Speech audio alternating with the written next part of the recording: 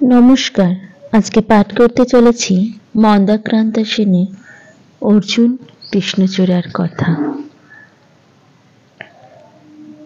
অর্জুন গাছ একা ছিল ওই মাঠে, আর্য পুরুষ আভিজাত্যের দম্ভ, নত যেন হলো সব গাছ তার কাছে। এইটুকু শুধু কাহিনীর শুভারম্ভ।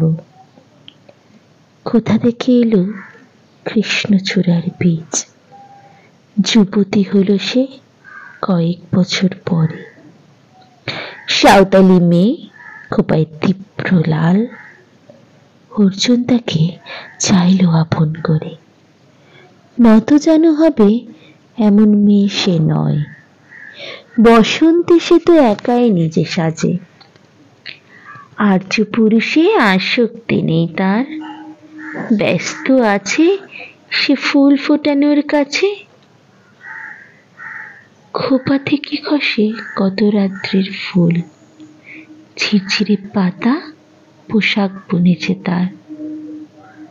অর্জুন সে যে আর্য পুরুষ, ভাবে সব সুন্দরী একা তার অধিকার। অর্জুন গাছ চেয়ে দেখে দূর থেকে, কৃষ্ণচূড়ার হৃদয় ঝরছে রোজ। রূপ দেখে তার ধাঁধায় দু চোখখানি চোখ, ভাবে কবে পাবে ওই হৃদয়ের খোঁজ। কাহিনী এবার শেষ করি তাড়াতাড়ি। কৃষ্ণচূড়ার জেদখানি বড় বেশি, অভিমান সেও বিকোবে না কারো কাছে, বরঞ্চ হবে বন্ধু বা প্রতিবেশী। যদিও কাহিনী এমন সহজ নয়, অর্জুনে শুধু বাকল ঝরেছে ঝরে, সাঁওতালি মেয়ে রক্ত ঝরাতে জানে। আর্য পুরুষ হার মানে অন্তরে।